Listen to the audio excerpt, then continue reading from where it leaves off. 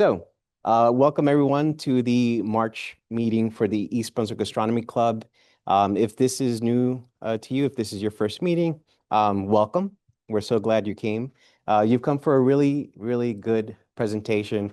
We actually had this guest presenter present for the club a couple months ago regarding her experience. And today she's here to give an update on some of her experiences as well as this new thing that she mentioned during the last presentation, which I'm sure she'll go into. This is our agenda for today. We're going through the welcome remarks right now. Then we'll switch it over to Sharifi Gassel for the presentation. We'll walk through conditions overview, just taking a look and seeing how the conditions are outside, whether it's clear, which it should be. Upcoming events at UACNJ, which we are a member club of, and upcoming events for this club, so you're in the know. We'll open it up to discussion for everyone who's here, and then we'll do some telescope observing. And as I mentioned earlier, if you were here, you caught it. The sky should be clear by the time we're done here, so we'll get to enjoy some views through a telescope.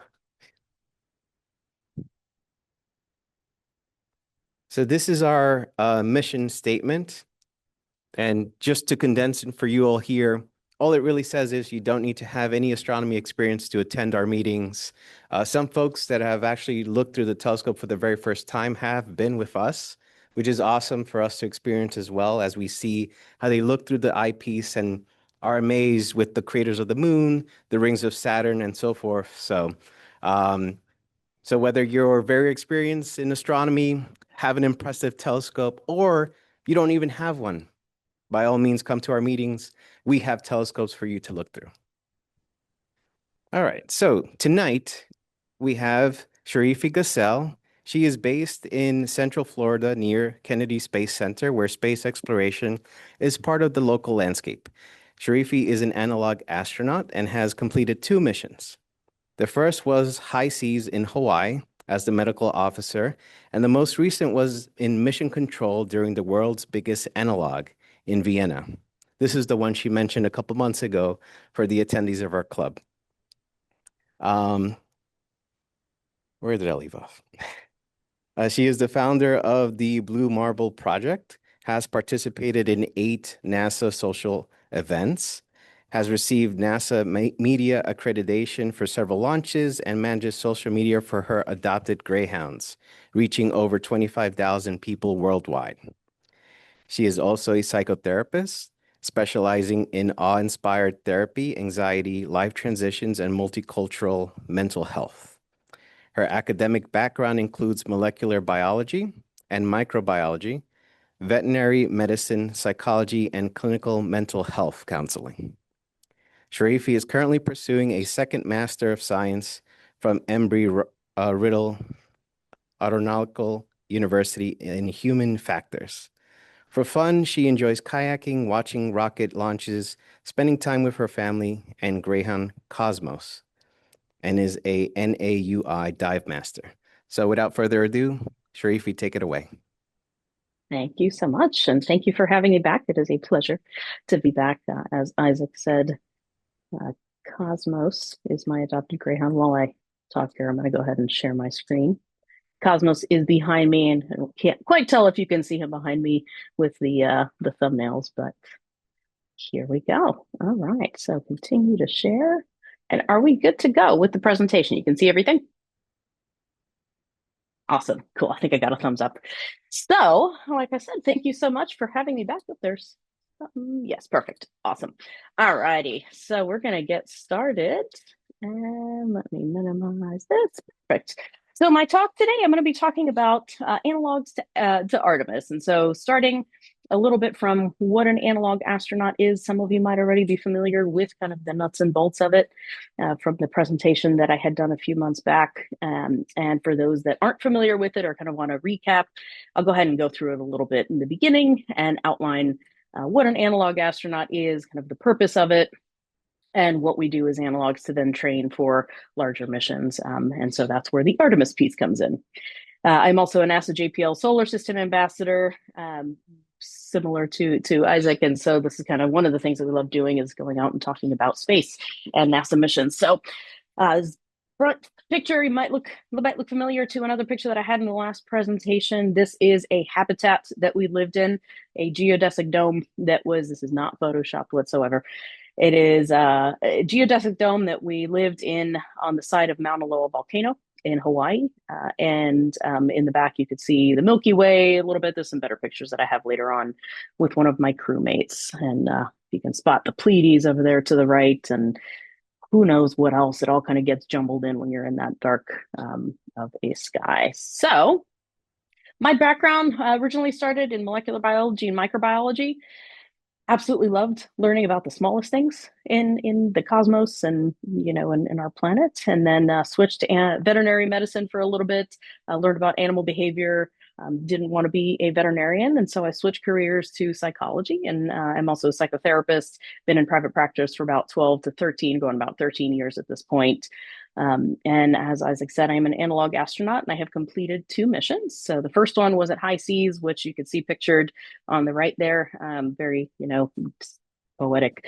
And the second one was just this past October, and it was part of the world's biggest analog. And so today I'm going to tell you a little bit more about that mission, and let you know what that's all about. So also a NAUI scuba diver, and also in human factors. And as of recently, I was selected to give a TED Talk. So I'll be giving a TED Talk in TEDx Orlando about a lot of my work. So if you happen to be in the Orlando area in October, come join us.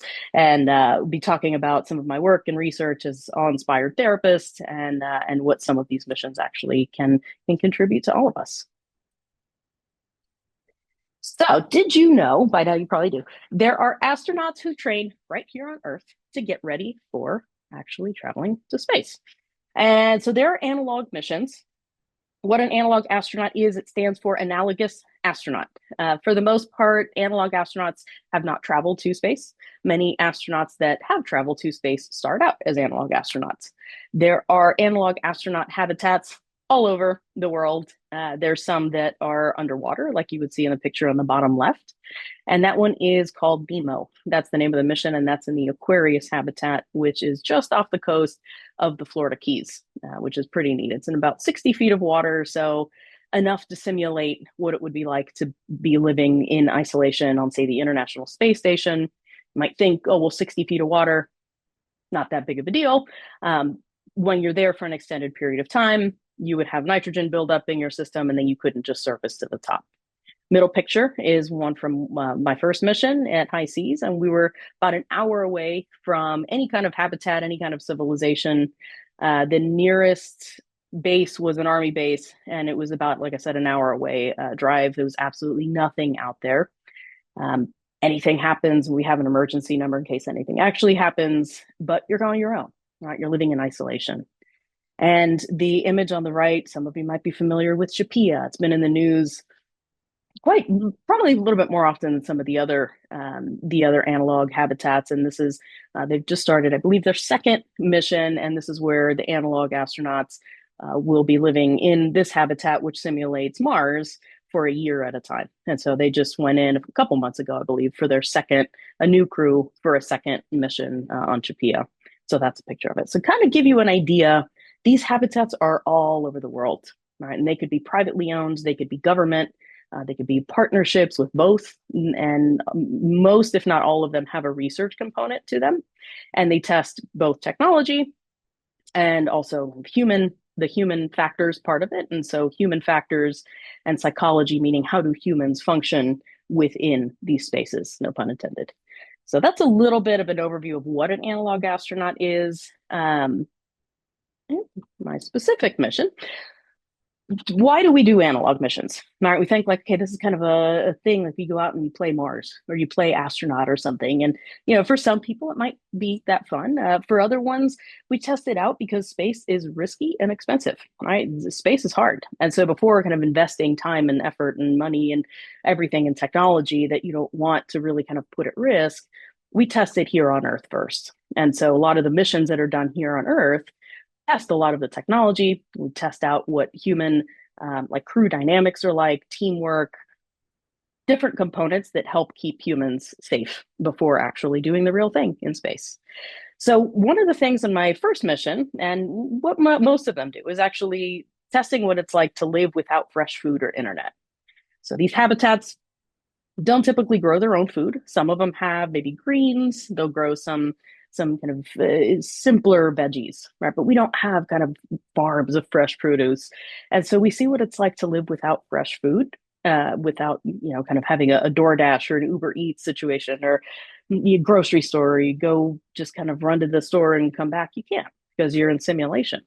And the way that these work is that you would be in simulation, so you would be in the habitat for the extent of the mission. My first mission was 2 weeks long, and you can't go outside of the habitat. So you're in that geodesic dome with your crew. And you can go outside if you go on what an EVA is, so an extravehicular activity. And you can see that in the picture that's in the on the right hand side there of an EVA. And we would go through a simulated airlock, put on our spacesuits, and go out for an EVA. Some of the crew would stay inside of the habitat to make sure that there's always somebody monitoring weather and safety for safety reasons, and then the rest of the people would go out and test out what their mission would be on the EVA. Now, if you imagine what it might be like living in isolation with your crew, commonly the crews are about 4 to 6 people. So you're living in a crew without fresh food. You have obviously fresh water, but whatever you have on reserves, you're typically living off the grid.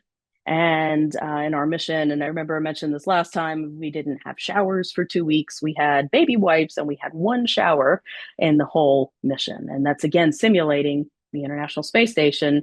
They would have like washcloths that they could use, but what is that like? What is that like to be living in about a 250 or so square foot space with 5 of your best friends by the end of it? And you might imagine that there's some interpersonal stuff that might come up, ways that maybe you thought you knew people and now you don't, and maybe you know them better and you come out better as better friends than you went in. You also test out how to repair things. So you can't just go to Home Depot or something and just decide to Amazon order, I don't know, something if your hose breaks on your radio or communication or air conditioner or something. You can't just go. You have to problem solve in the moment with what you have on hand. And a lot of that involved using a lot of duct tape that we had. And so you get real creative with what you can do with duct tape. And it goes a long way. So in these kind of settings, the technology is super important, obviously, to get any of this possible. But the teamwork and the emotions are just as important, because if you have the crew that's there, you can be doing the job. If you're not doing well, if you're not mentally well, that's not going to be a very great mission for you, for anybody. All right, so what is HI-SEAS? So HI-SEAS is an acronym because space loves, abbreviations for things, for Hawaii Space Exploration Analog and Simulation. So this is a picture of the crew of all 6 of us. There are 6 of us total, and 2 of the crewmates at the very top and on the right-hand side were from Belgium, and the rest of us were from the US and from all over. I'm from kind of primarily born and raised in Miami, but living in like near the Space Coast by Kennedy Space Center. Another one in the middle, he's over at Johnson Space Center, and he's actually a flight controller for NASA now. Have some that work for SpaceX, and a whole bunch of people, right? People from all different backgrounds, all different ages coming together for this one mission. And the mission is the thing that you really kind of focus on. So you learn how to put a lot of the differences away. And this is kind of a metaphor for all of us, right? You put any of the differences away and connect with what the main mission is and find out what you have in common to overcome some of these difficulties. So a little bit of the technical stuff from our mission. HI-SEAS could be either a Moon or Mars simulated analog mission. In our particular mission, we simulated a lunar colony, and this is a picture of it in the bottom left with the geodesic dome, the solar panels, and everything that you can see in the bottom left. We had a water reserve, and that was all the water that we had on our mission. And in the background, if you've been out to the big island of Hawaii, which is where we were at, you can see Mauna Kea and the observatories that were out there, which you can't quite see without, binoculars or a telescope or something, but they were there. And the habitat had a very small window. It had a teeny tiny window, and that was our connection to the outside world, unless we were on the EVAs. So with this also came a communication delay. So just like they would on Mars, if there was a a mission on Mars or there was a mission on the moon, there would be a little bit of a lag of communication delay. And we didn't have access to internet. That was part of the simulation. We were allowed to contact family about halfway through. We did a 15-minute phone call. And so some of this was kind of intentionally built in to see what it's like, right? To be kind of isolated for real. We did have access to email and could send, as needed, emails and messages back and forth to family. And then also the extravehicular activities that were in our analog astronaut suits. So if you see the blue suits, that was taken in one of the EVAs. And that's kind of what we did for fun and also with some of the science. So think about kind of a day and what a day would look like in a habitat. And a lot of this is similar to what a schedule might look like on the International Space Station, give or take. So the days are probably about 16 hours long, give or take. And they're not all work days. You start at about 6:30, 7:30, 7 in the morning. I would have breakfast as a crew, and you do kind of your check-in with mission control. That was for us was in Honolulu, and we would check in with mission control, do kind of a debrief of what the day was going to look like, get a recap of what the weather was going to be, and just kind of what we had planned. If our EVA that was requested would be approved, we'd be able to go out, and you get the idea. We'd go through what science experiments we would have for the day and any spacewalk simulations. So, like I said, this was a picture of another one. And, we try to be all kind of, real creative and artistic and look pretty cool because it looks like you're on Mars. We would also do about 1 to 2 hours of exercise a day, simulating similar to what they would do on the International Space Station and to prevent muscle loss and also bone loss and keep the astronauts healthy. It also helps a lot with not getting stir crazy when you're in this habitat enclosed. The end of the day, we would do debriefs and any kind of journaling that we would need, and also crew time. We always kind of built in time. Meals were all together, and that was intentional.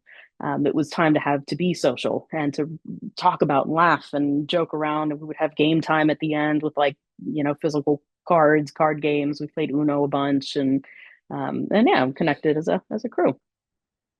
So the psychology of space is a really neat thing that is going to take off more and more the more that we kind of, with Artemis II now rolling out back on the launch pad in 30 minutes or so, it's going to be starting to roll out back to launch pad 39B at Kennedy Space Center. And so as we start to develop a presence in space, a longer duration in space, then it's going to be important to maintain people's mental health and mental wellness. And that goes everything from habitat design to the crew selection and what you select, who you select as a crew, and that everybody gets along, what the mission is about.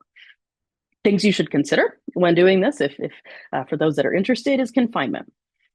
Right, imagine being confined and our mission was 2 weeks long. Imagine if you're going to the moon. Imagine so the Artemis II, and I'll mention this a little bit later on, the Artemis II mission is going to be about 10 days long, and the crew of 4 will be in the Orion capsule in the spacecraft for about 10 days together, right? And they're not exiting that. What will that do with the crew? And they seem to be an incredible, team. And it's like, how do you do that? It's very cool stuff.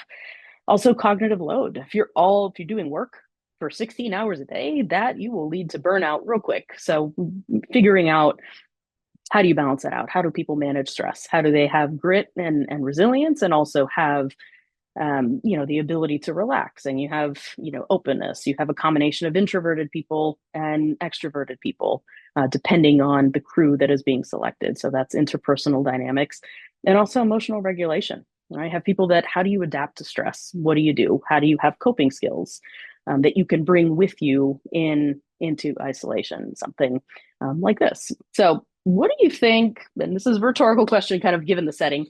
Maybe you can ask me later on or give your feedback later on. You're welcome to. What would you learn about yourself living here for weeks, months, or years? And something like this in a spacecraft, any bigger, something like that. Just rhetorical, food for thought, dehydrated food for thought. An example of, I also included a picture of our bedroom. So we were lucky enough that not all the habitats have this individual bedroom. So there were 6 of us. We each had our own bedroom. And I use that term very liberally. This was what we had on the right-hand side. And you remember that the dome, if you can see it, is a geodesic dome. So obviously this will be angled because it's on the 2nd floor. So we had our beds that were what we had, and that's everything that we could fit inside that blue duffel bag was what we could bring on the mission. So if there were like personal photos, if there was whatever clothes you needed, that's all you would have access to for 2 weeks. And that would be similar to the weight restrictions and the size restrictions that astronauts could bring along to the ISS, which are about the size of what they could fit inside a shoebox, more or less. So, picture at the top is the 1 to 2 hours of exercise. It wasn't all on the stationary bike that, would look out, and I would purposely set the bike up to look out the one little window that we had. And it was neat. It was very cool. It was like, when else is this going to happen? And I'm like bicycling down pretend and, down towards Mauna Kea and whatever. I don't know. Maybe I was in isolation too long, but so what do analog missions teach us? Now we're going to learn a lot about, so we have NASA spin-offs, right? You have a GPS on your phone. We have Velcro. We have eyeglass and sunglasses. Some of the eyeglasses have a coating on them that was designed for spacesuits. We have GPS that was designed for, some of the telemetry that is then applied to all of us. Those are NASA spin-offs, the technology part of it.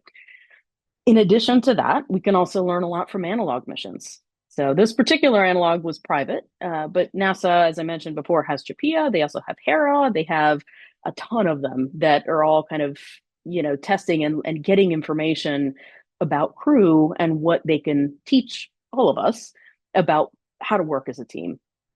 One of the things that we learned and that I measured in my own research was how teams work under stress. Not what happens. What happens with crew dynamics? What happens with crew cohesion?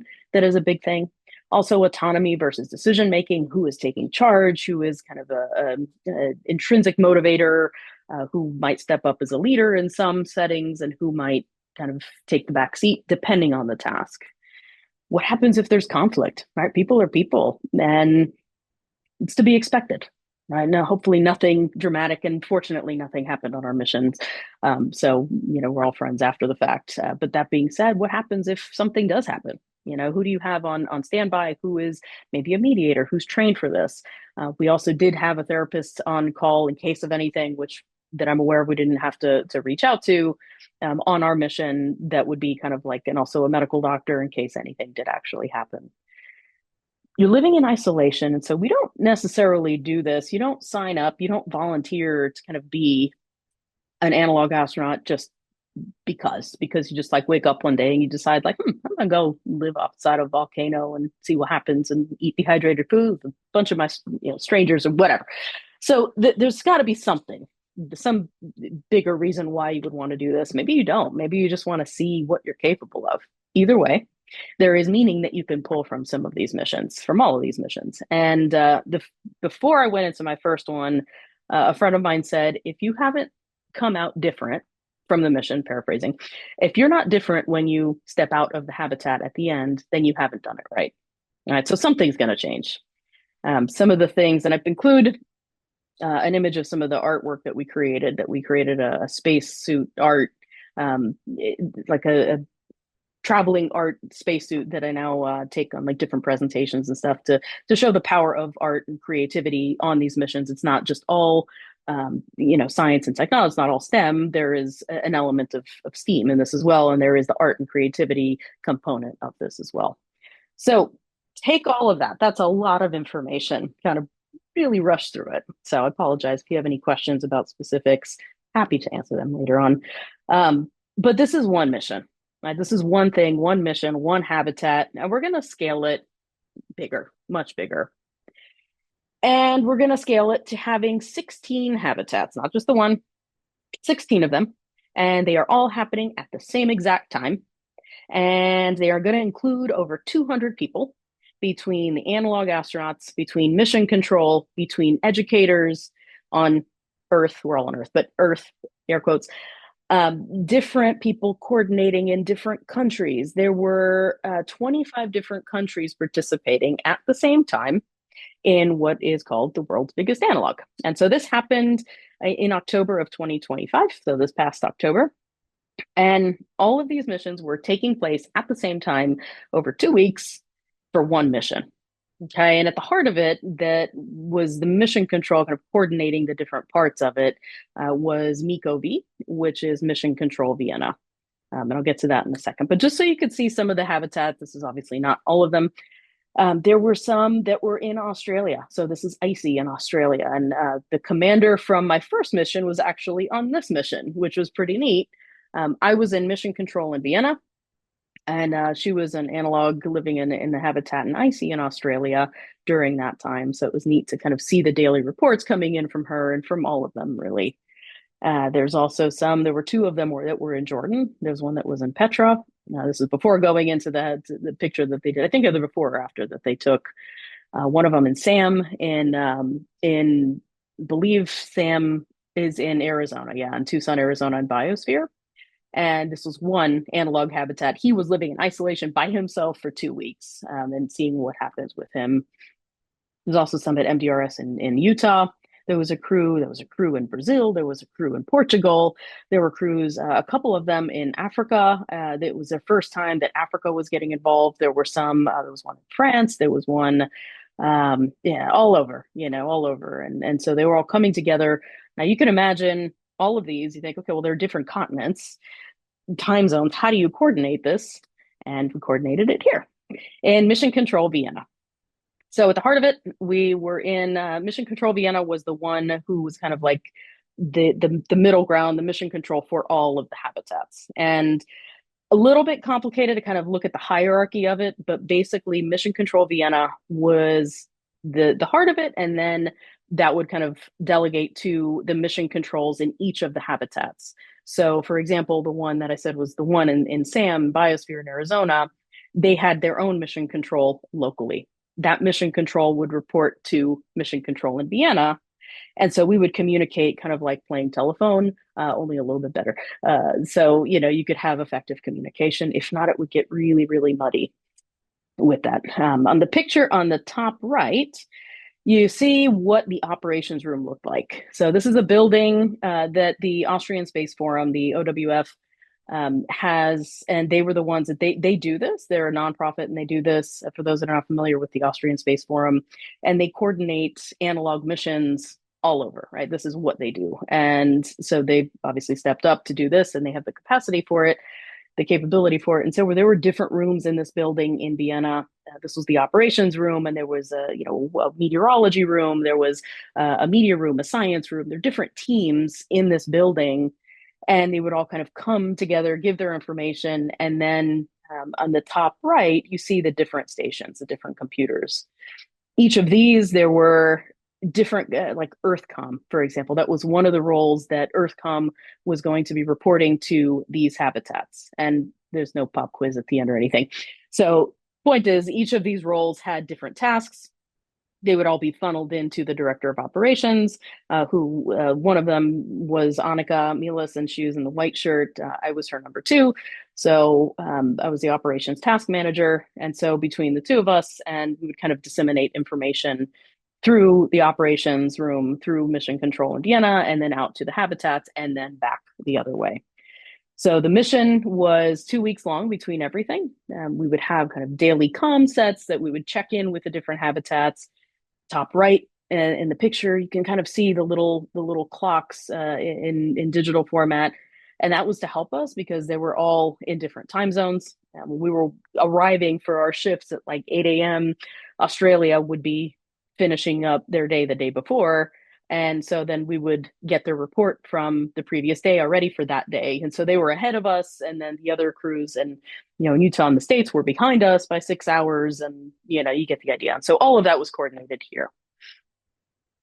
So we have a picture of all of us in mission control, and here, and this is actually not all of us. There were some. We did kind of a shift change about halfway through. This was everybody that was there at one time, give or take some folks. And we had media team, social media team. We had ambassadors from different countries coming in and interviewing, and just a big, it was a big thing to see what would happen. Might imagine that when all these different habitats, and think back to high seas, when you have all these little individual habitats and the missions going on at the same time, there would potentially be a lot of overlap of research. So my research involved human behavior.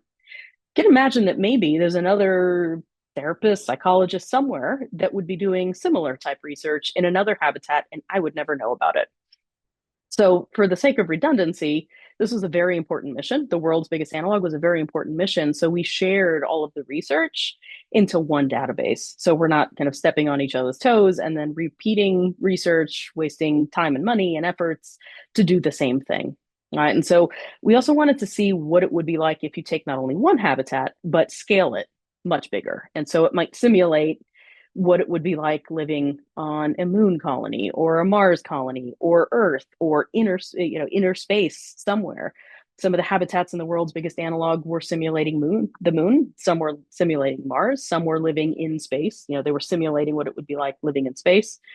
We also had kind of one of the things that they love doing in analog missions is whoever is in charge loves throwing curveballs, and they don't tell us, but they'll like sabotage something, and it's seeing how we'll react. So we had a couple of code oranges in the world's biggest analog, and they simulated that there was a coronal mass ejection that was headed towards the moon, and so we had to come together as mission control to see what would happen, right? And so then we went into lockdown. This is all simulated, and the crew that was on the moon would get meteorology reports, and then we had to instruct them on what to do, and you get the idea on what would happen in a team, what happens.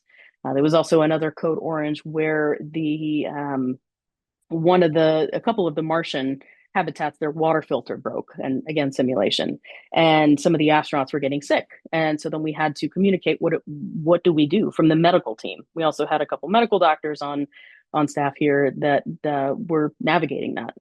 Right. So it's seeing and what would happen for real in like a safer test area, and then taking this information and then applying it later on. So the application of analogs then kind of goes out to the real thing, right? I mean, this is a real thing, but where we're at now.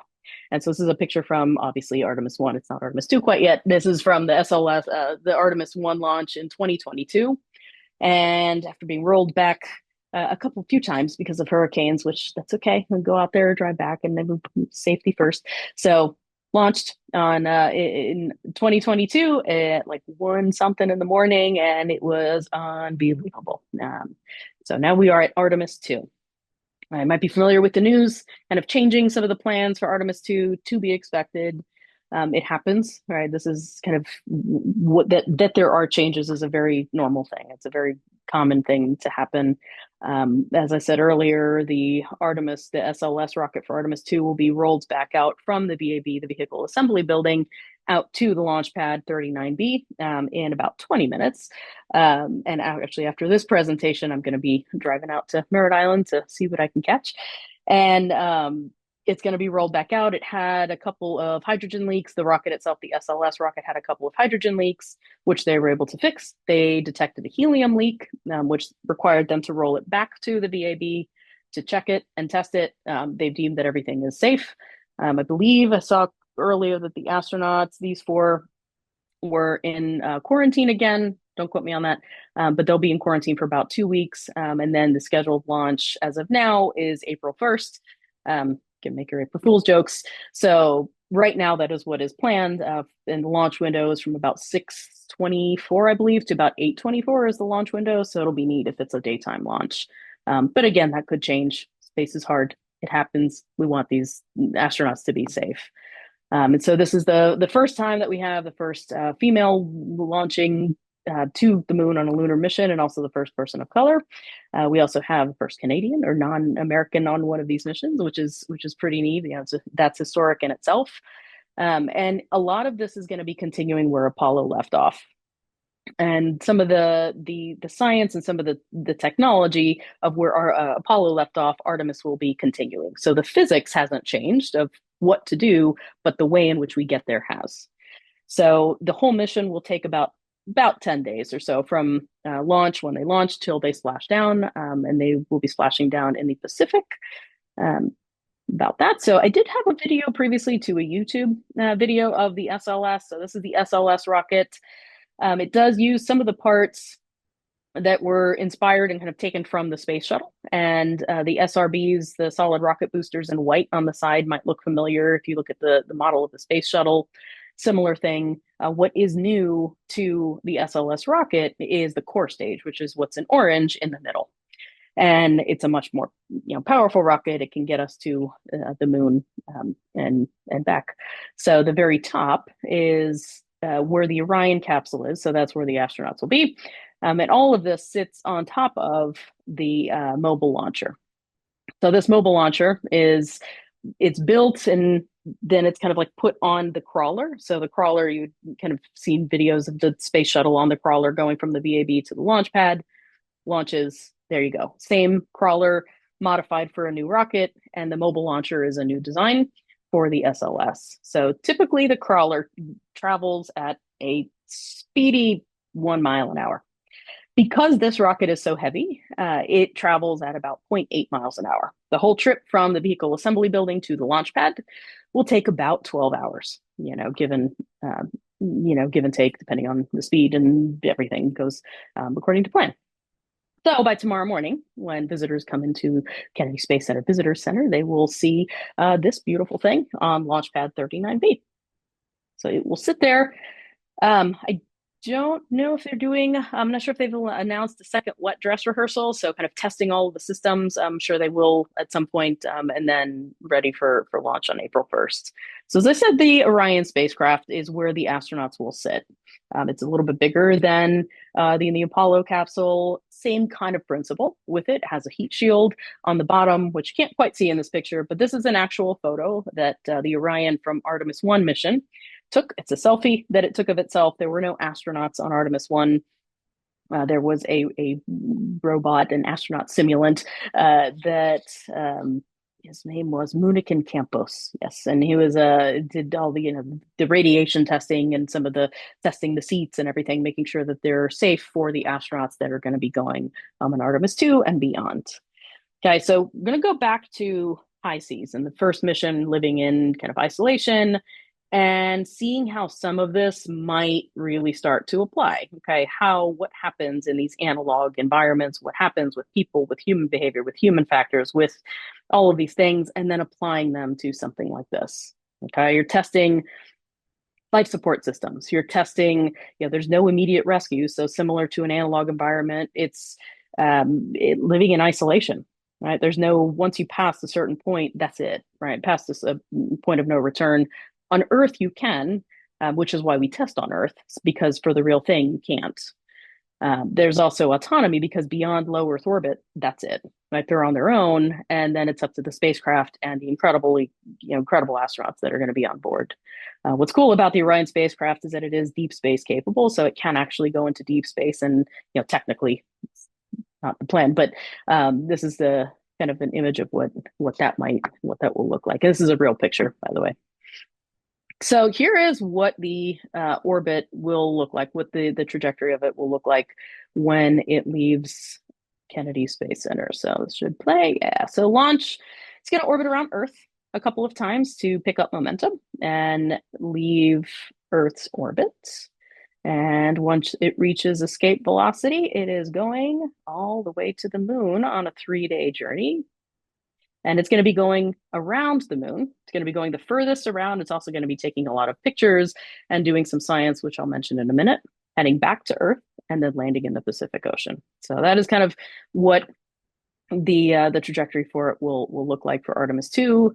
Each of these is going to look for Artemis 3 and beyond are going to look a little bit different. And Artemis 1 looks different also. Oops, there we go. So on board, Artemis 2, there's going to be a bunch of cool science, right? There's going to be a lot of CubeSats that are going to be on board as well, in with the rocket and different parts of it, and also in the capsule. You're also going to have some human and health biology experiments on board. There's this really, really neat device. It's called Avatar. It's a virtual astronaut tissue analog response, again, abbreviations. And it will look at organ. So there's organ tissue inside of this device, and you can see the scale of it. And the different tissue is going to be in there, and it's going to come from the astronauts that are on board, and it's going to be flown. And then they're going to study it later on to see what happened on a cellular level and see what changed. The cool thing about this particular study is that they could theoretically take this, load some tissue samples. So say like, I don't know, osteoclasts from an astronaut that has never flown, so bone cells, that have never flown, astronaut that has never flown to space, and they want to see how they'll do, right? They'll want to see like, okay, well, in order to fly this person to space, we want to see what happens to their cells before they ever fly, right? We don't want to put them at risk, or we don't want to do this or whatever. So let's test it out. Take a sample of their tissue, load it into Avatar, fly Avatar on another mission. And then when it returns, they'll study it and they'll say, okay, well, when this astronaut comes back, their cells did X, Y, and Z. And they'll be able to study a whole variety of different tissues. They'll also be able to study radiation studies with looking at the different equipment that's on board of Orion, and also what the astronauts will be wearing, and looking at what the different radiation levels are, and characterizing what that is for the safety, future astronauts. It's also going to be something called Archer, which looks kind of like a Fitbit or Apple Watch, and it's going to be monitoring their well-being and activity. So it's going to be monitoring sleep patterns. It's going to be monitoring, different like vitals that are basically going to be, on the astronauts while they are on the mission. Also, the immune biomarkers is kind of like if you imagine like litmus paper, and kind of take this absorbent paper and it has different markers on it. They'll use their own spit during the mission, put saliva or blood samples on the paper, and then be able to see how their immune system responds as a result of this mission. There's also going to be different measures. So kind of the standard measures that happen. So their vitals, their, all the basic health information for the astronauts that's going to help them function and learn more about what happens to the humans before we actually land. So we have some challenges, you might imagine. This is an illustration. Obviously, this is not the real thing of the Blue Origin, the Blue Moon lander, which is kind of up for bid right now, for seeing who it is that's going to have like the first lander and then the habitat and et cetera. So this is kind of a concept art of Blue Moon. So some challenges to think of: the distance from Earth. Right? We think like, okay, well, it's not that far; it's only the moon, but I think really it is, right. It's a thing. It's a different atmosphere, like thin, not even really an atmosphere on the moon. How is that going to affect the astronauts and when we land? Confinement. What's it going to be like in confinement, and either on in the habitats or in the spacecraft getting there? Crew trust, so trusting one another, having the crew, which I think they're doing an incredible job of, with that decision making under pressure. I know that they go through all the contingencies ahead of time as best as they can, and working the problem. Still, this is new, so there will be stuff that comes up, and then psychological resilience. So all of these things sound familiar to what analog missions can teach us, which is why we study them. So the next steps, and actually before I go then, I will actually add that I've also been helping out with the Austrian Space Forum as part of their human factors team after the world's biggest analog.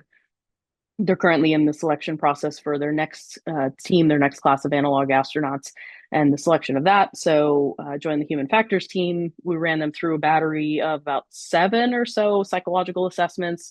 This is not including all the medical and all of the administrative assessments. Also did one-on-one interviews with about 32 of the finalists, narrowing it down to about 15 during this week, and interviewing them, right, and getting a sense of who it is that they're applying, why they're applying, learning more about them, and everything. So this is something that's always going on, right? And it's neat to kind of be on the other side in the selection part of it now, and kind of putting some of this into practice. So getting back to Artemis, as I said, Artemis 1 launched 2022. And you have the mission logo, mission patch for Artemis 1, Artemis 2 mission patch. Love it. It's very cool. Slated to launch April 1st, 2026. I kind of left it vague in case it does change. The launch windows, you can probably just Google and find them on NASA's website and like when they'll change. I think if it doesn't go April 1st, it'll be April 3rd through 6th. So, keep an eye out. And if you happen to be down here, obviously go see it if you can. You can probably see it and feel it and hear it from anywhere in the state. And, very powerful rocket. Artemis 3, which is just to the right, they haven't announced the mission patch quite yet, but this is something that just recently Jared Isaacman, the NASA administrator, added a mission to the Artemis program. And this will be in 2027, where they're going to test. Originally, Artemis 3 was slated to land on the surface, They added one in between. So Artemis 3 will actually be testing some docking around the moon. So they're going to send up parts and then test docking, the docking system. And then Artemis 4 will be the landing, which as of now is scheduled for 2028. The cadence after Artemis, and that is a typo. Apologies. That should say Artemis 5, late 2028. And the cadence of it after Artemis 3 is guesstimated to be about every 10 to 12 months. They want to send a rocket up. So we'll see what happens. Obviously, that could change with commercial partners jumping into this and, and everything. So that is where we're at with that. This is my website and a QR code. If anyone has any questions later on, you think of something, feel free to visit my website, email me, whatever. And photo that I took of the moon. I don't even remember when, but through my sea star. And yeah, it's unfortunately cloudy here, so I won't be getting any imaging in tonight. But here it's clear for you all. So with that, I'm going to stop sharing, answer any questions that you might have. And yeah, let's see, there's someone actually that wrote something in the chat. Let's see, when I was young in the 90s, there was a lot of discussion in the scientific community about building a habitat on the moon or Mars, then the shuttle was defunded. How much closer are we to a longer term mission and temporary residence on non-Earth body in space? And what is the likelihood of actually achieving the goal in that timeline? That is a fantastic question. Based on the commercial partners and based on where the different partnerships are coming, I would say we're definitely closer. There is a lot, the capability is there to land. It's introducing the human element of it, and that seems to be kind of depending on what conferences you go to or whatever. It's seeing that we can do it. We've done it on Mars. We have robots on Mars, right? For how long? So there is that. It's a matter of how do you get the people part thriving and surviving and everything on the moon or Mars or beyond. The timeline, your guess is as good as mine. Obviously want to make sure that everybody is safe before doing it and that we're ready before doing it. So any other questions? Thank you for such a great talk. I have many questions, but I'll start with one. So in these habitats on Earth, do you also simulate the conditions, like environmental conditions or gravity conditions, which you might face on Moon or Mars? So that's a big component, which I don't know if you simulate or not. Yeah, absolutely. So human spaceflight analogs, that's kind of the umbrella term for it. And now that I'm on a bigger screen, you might notice behind me is Cosmos, who is my puppy. He's just going to Yeah. lay there. Not related. Anyway, they have, so in part of the Austrian Space Forum, they have what's called a vertical treadmill. That is just one of many, and this is actually in Innsbruck. ESA, so the European Space Agency, uses this specific one. It's just one that popped in my head, and that is meant to simulate lunar gravity, or depending on whatever setting. There are some analog human spaceflight analogs that are meant to simulate like no movement, and so they have bed rest studies where there are some that are kind of put in a pool, and then they're floating for a month or something. There's it all depends, but absolutely there are. Yeah, and there's also hyperbaric chambers that NASA has. That's one of the ones that I'm actually interviewing for in the process now. Is going into a hyperbaric chamber, changing the pressure and seeing how cognitive functioning is affected, because very much so that is a thing. Gravity, you can only do so much. They have the neutral buoyancy lab for at NASA, and also doing the underwater analog missions that test the closest that you can get to space. So I've been told, which simulates microgravity. Thank you. My other question is that you are a molecular biologist as well as you're a psychologist. So which of these skills do help you the most on these missions? Great question. So I went in with doing psychology research, and my initial study was studying awe and wonder and what would happen as a result of this. And that's what a lot of the information that'll be in the TED Talk in October is, the findings of that and kind of what that is. So I went in with that. There was also a huge component where there was one of my crewmates in the first missions that was actually a microbiologist, and that was his research, was microbiology. Because of my background, I was able to help him out in that component. The incubator was not working because space is hard. That's what analogs are, is to test things. The incubator was not working. He had to grow, his agar was not solidifying, and then the colonies weren't growing, and then we had fungus growing, and so trying to brainstorm from that background was pretty neat to do. Right. And so a lot of the people that are selected for these have multiple career paths, multiple interests, multiple, academic, whatever. And so you kind of pick and pull depending on where you're needed and in that. So a little bit of both, men in mostly with psychology, threw in some micro in there as well. In the meantime, I'd like to ask, was there ever a code orange that maybe made you roll your eyes or was like, are you kidding me? Was there a code orange that was so outrageous that you were left with that reaction? Not really. I mean, we really took it seriously, and it was they were fun, not like entertaining, haha. Like they were fun after the fact. It was like this rush of something. Um, there was nothing about it. So the first one that the water filter broke, a lot of it was like scrambling to figure out, wait, what are we doing? Who does what? And like trying to get our bearings. The director of the Austrian Space Forum would come in and he like would present the information, and then we'd have to go with it, and so it was a neat to do it. One of the things that is interesting when you do one of these analogs is after about second day or so, maybe not even that long, you really start to feel like it's real, which is wild. And I think by the second day living in high seas, you really start to feel like you're living on the moon, and it's just bizarre. I mean, you're not like delusional, but you really start to kind of get into it and get into the simulation. So that it's not real, but that's part of it. Thank you. It's a nice presentation. Thank you for that. Thank you. Before you embark on this analog machine, analogs, you said people from different walks of life, different backgrounds, they participate. Do you receive any coaching yourself before actually going into the mission? Any questions? Any training or coaching before you Yeah, enter into absolutely. the... Absolutely. Yeah. So it all kind of depends on the mission and who is hosting. So the one that I can speak to right now of they all go through background checks of some sort, psychological assessments, medical testing, and everything to make sure that everybody is actually safe before going.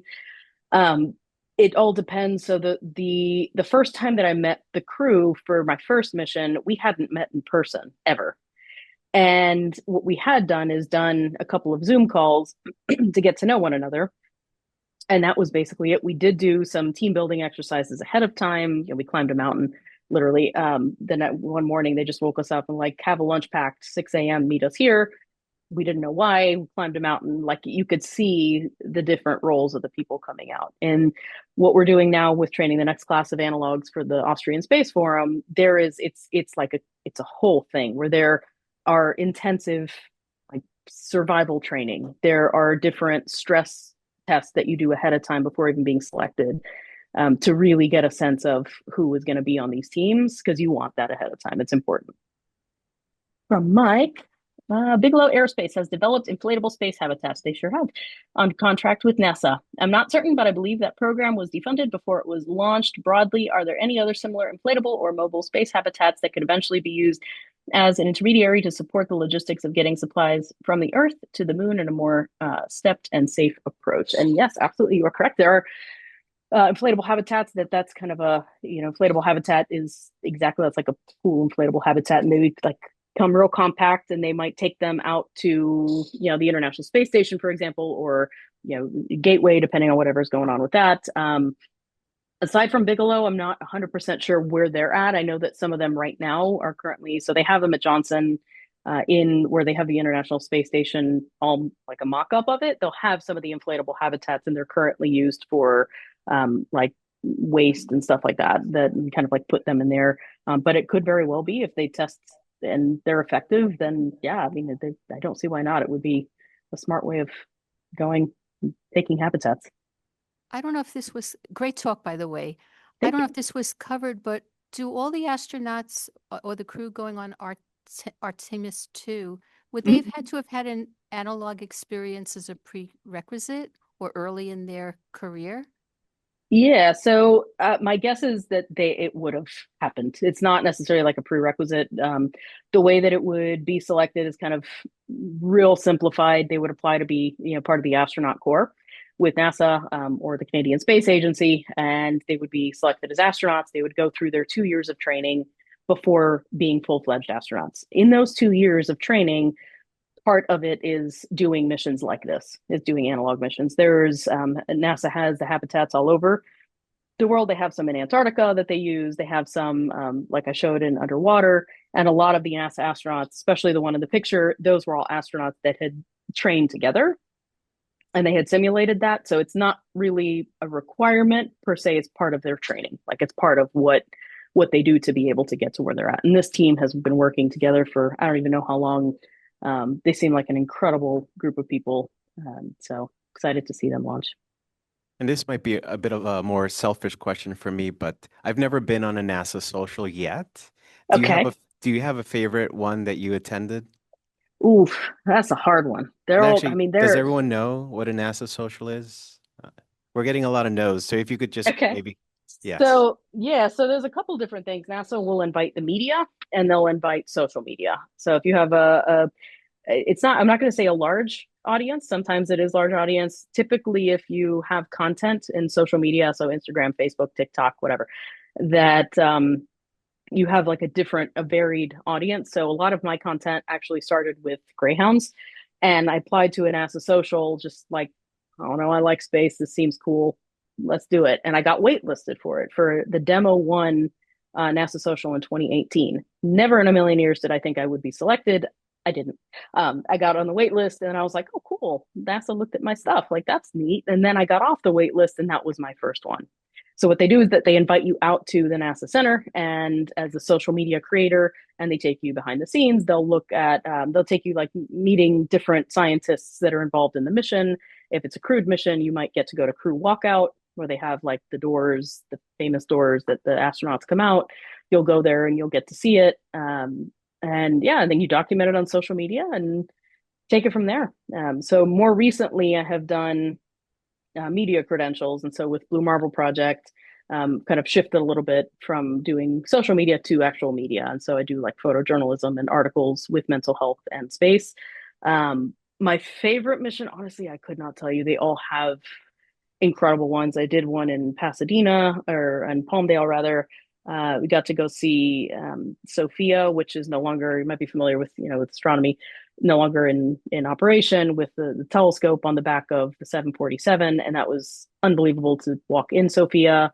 We got to see Super Guppy out there. We got to go to Wallops was another one that I got. The Solar Orbiter, the Europa Clipper. I think the Europa Clipper might be up there because I had seen the Europa Clipper in High Bay One in the clean room at JPL before, and then seen them, seen it behind. And then that's something with NASA JPL that we'd kind of been following. And then to see it launch was just kind of a full circle moment. So, but they all have and the people there, they're incredible. You meet people from, still my friends after, I don't know how long, 2018. Very cool.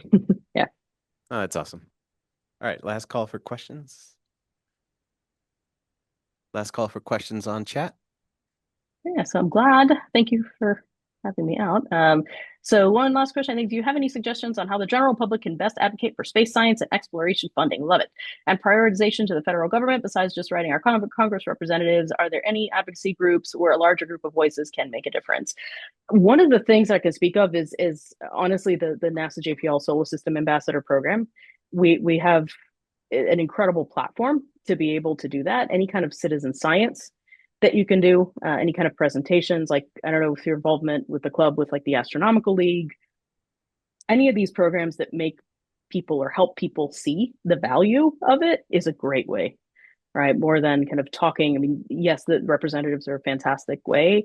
When you can get people to have the buy-in for why it's worth it, set up your telescope in the sidewalk, in your sidewalk, and like Halloween, have the spooky star party or something. You get people invested in it and they see it, and then it becomes personal. And that is a great way to start. And then, you can go up from there. Not for nothing. One one of our most favorite outreach events is doing sidewalk astronomy, and we've been Exactly. very, very Yeah. lucky to be able to hit up a lot of the local libraries in Mhm. East Brunswick, surrounding East Brunswick as well. And we get such a huge turnout, and we get to talk to folks and really get them excited about it. So I agree Yeah. 100%. Keep doing that. That's a great way. You make it personal, then it's have a reason to care. Wonderful. All Mhm. right. Well, with that, I'd like to say, Sharifi, thank you so very much. Not only have you presented to the club before last year, towards the end of the year, but you've agreed to come back and give us an update on your adventures and tie it into Artemis, which is very timely. So in a way, I'm kind of glad that they delayed it until April so that this could be I figured perfect that. timing for Yeah. us. But all that to say, thank you so much for coming. Thank you for giving the group a presentation. Thank you. You're very welcome. Thank you for having me. Uh, I'd like to get us outside as quickly as possible, so I'm gonna rush through these a little bit. I hope you don't mind. It is supposed to be clear. We'll go outside and take a look and make sure that that's still the case. We've gotten burned before, so fingers crossed. So, Jupiter should be right up ahead, overhead, I mean. The moon should be, I think we just had a new moon, so it's going to be pretty dark out there as long as it's clear. We'll make the best of it, and I think we'll point our telescopes to Jupiter. I'm not sure if Paul brought his sea star. Well, did you hear Sharifi uses her sea star? Yes. And we'll see what we're able to see. But if you look at the bottom right, I like this chart a lot because it just very easily shows you what's available in the night sky in terms of planets. So as you can see, I mean, it's really just Jupiter dominating the night tonight, right? It's going to be available. Venus, we probably missed it already or soon, but it'll be too close to the horizon for us to see anyway. Just really quickly, the last virtual UACNJ event that I saw on their website is on March 28th. It's a rerun that'll run live on their YouTube channel. So if you happen to tune in, great. They start at 8 o'clock. Pretty interesting stuff. But they will be opening up back again for their regular season. And from their website, I saw starting on the 4th of April, they're back for in-person public events at UACNJ in Jenny Jump State Forest near Hope, New Jersey. And typically the first presentation that they'll do in the month is this What's Up in the name of the month sky. If you haven't been to UACNJ, it's about an hour and a half out west, northwest. Beautiful, clear night skies. I really, really do recommend it. New Jersey Makers Day event at East Brunswick Public Library this Saturday. I think it's from 11 to 4. We'll be here talking about the telescope kits that this library has to lend out to its patrons. But we'll also have some other things that you can do. So come visit our table. There'll be other things as well that have to do with the whole maker movement. So 3D printers, woodworking I saw. There are tours of EBTV happening as well. So it'll be a good time. We're working on confirming the April presenter for our club meeting. But like I said earlier, follow us on social media, or if you haven't already, sign in, leave us your email, and we'll send you information just so you're in the know. This section we typically call our open discussions. We haven't really had anything in the last couple of meetings, but NEAF is coming up. Is everyone familiar with NEAF? NEAF stands for the Northeast Astronomy Forum and Space Expo. So it takes place at the Rockland Community College in Suffern, New Jersey. It's about maybe an hour and 40 minutes away from East Brunswick, but it's April 11th to the 12th, Saturday, Sunday. It is a ticketed event, but if you're really interested in astronomy, folks from all over go to this event. Take a look at the shiny new toys that are available, whether they're binoculars and really impressive wooden tripods for them, an observatory on a trailer we saw last year. So it's just a very interesting expo that you can go and look at all these different things. But if you do have questions, reach out. There's a couple of us that have gone before. So just ask us. A couple reminders, the next meeting on April 16th, a Thursday, of course, will start at 7:30.